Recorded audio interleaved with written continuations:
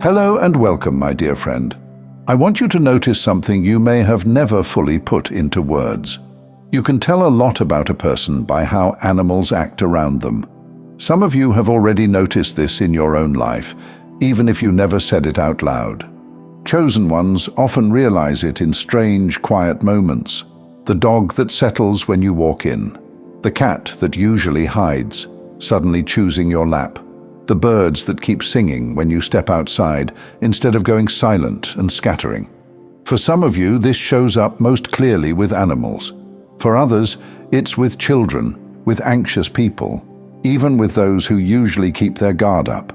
They might not say it out loud, but they breathe easier around you. They feel a little safer when you're there. You've wondered, why do they act different with me?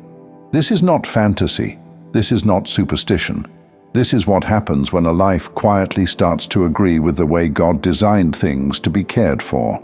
From the beginning, God created a world that responds when things are held the way He intended. In Romans 8:19 it says, "For the earnest expectation of the creature waiteth for the manifestation of the sons of God." Creation has been wired to recognize when someone is walking in the direction of God's heart. Not perfection, not performance, just a real yes to Him. And this is important to notice.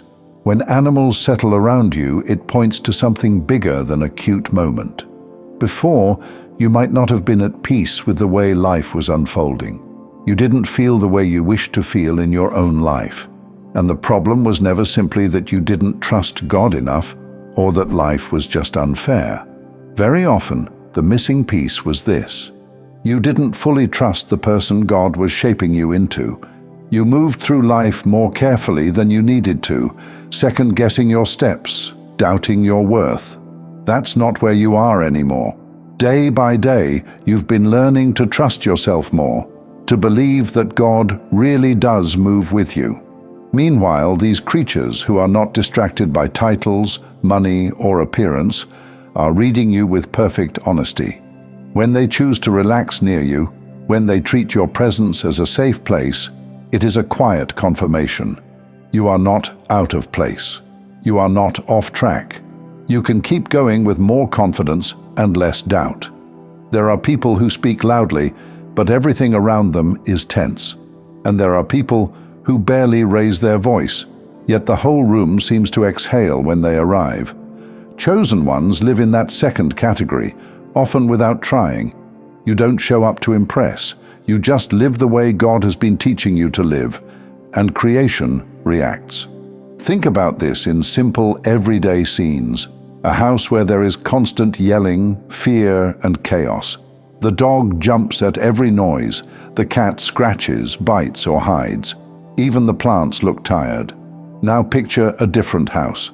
The budget might be tight. The schedule might be full. But there is a quiet rhythm in the way the home runs.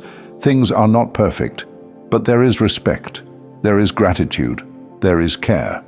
In that place, the dog sleeps at peace. The cat stretches out in the middle of the room. The small things, birds at the window, neighborhood animals in the yard, move without panic. That difference is not just personality, it is what happens when someone lets God shape their pattern of life. Scripture does not only talk about how we treat people, it also talks about how we treat what is under our care. Proverbs 12:10 says, "A righteous man regardeth the life of his beast." God pays attention to how you handle the lives and spaces entrusted to you. And when a person begins to live righteously, not perfectly, but honestly, humbly, consistently, the things under their care start to reflect that same steady way of being. Some of you have noticed that even when people misunderstand you, animals do not. You go to a friend's house, and their dog, who usually barks at everyone, just sits at your feet.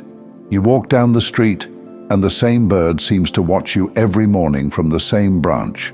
You visit a place full of tension, and a small animal finds you and relaxes near you, as if your presence is a safe corner in a stormy room. This is not about animals worshipping you. This is about God's original design, where stewardship and authority were never meant to be abusive or harsh. In Genesis, God gave humans dominion, but that word was never supposed to mean domination. It meant responsible care, wise leadership, protective presence. When you, as one of the chosen ones, begin to walk more and more in that original design, creation recognizes it. Imagine a shepherd walking into a restless field. The sheep have been scattered, spooked by noises, unsettled by unfamiliar movements. Another person might run through the field, shouting, waving their arms, trying to force the animals into line. But the true shepherd doesn't need to do that. They walk with a steady pace. Their steps are consistent. Their voice is firm but not harsh. Their presence carries a pattern the flock has learned to trust. Slowly, almost without noticing when it began, the animals gather, calm, and follow. That is your life. You are not trying to prove anything. You are not performing holiness, but the way you handle frustration, the way you speak when you are angry, the way you refuse to mistreat what is weaker than you, all of that sends a clear signal in the atmosphere around you, in how everything responds when you walk in. When God has been working on you for years, shaping your reactions, slowing down your tongue, teaching you to breathe before you respond, you might not realize how visible that work has become. You still see your own flaws. You still notice where you fall short. But creation is picking up something else, a pattern that matches the way things were meant to be cared for.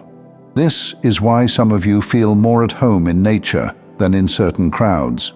The forest does not gossip about you. The river does not question your calling.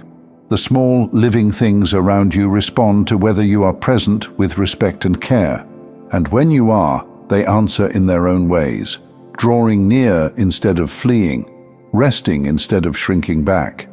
God is not only using your words, He is using your habits. He is using the way you close a door without slamming it, the way you move a frightened animal without hurting it, the way you pick up a tiny insect and choose to place it outside instead of crushing it. These small decisions, repeated over time, become a sermon you never preached. There are people watching you who may never quote a Bible verse, but they are learning from what they see in you. This is how you handle what is weaker.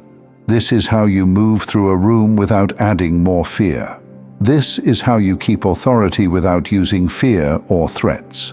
If you have ever wondered why animals seem to relax around you, if you have ever noticed that you can walk into a tense space and, without saying much, things begin to settle, this is not an accident.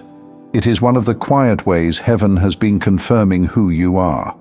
God has been forming a life in you that teaches even when you are silent. And creation, in its own honest way, has simply been responding. There's another layer to this that you might not have named yet.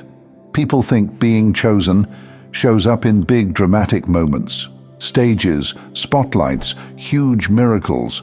But for many of you, heaven has been measuring something else entirely. God has been watching how you move through small spaces, how you speak in the kitchen, how you walk through your own hallway at night, how you treat what cannot repay you. When an animal relaxes near you, it's not just about you being nice. It's a sign that your inner world and your outer actions are beginning to match. What you believe about God's goodness is slowly showing in your hands, in your tone, in the way you handle interruption and inconvenience. For a long time, you might have thought, nothing special is happening in my life. I'm just surviving. But look closer. Who taught you to lower your voice instead of shouting back? Who kept nudging you to soften your grip when you were angry? Who kept reminding you to be gentle with the things that break easily? That wasn't just you being you. That was God training you quietly. Not for a stage, but for a kind of authority that doesn't need a stage. Chosen ones are often used as examples without even knowing it.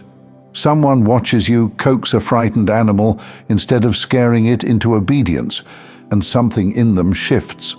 They might never say, "Teach me your ways," but they remember. They remember that it's possible to be firm without being cruel, to be strong without being unsafe. In Psalm 23, David writes, "He maketh me to lie down in green pastures.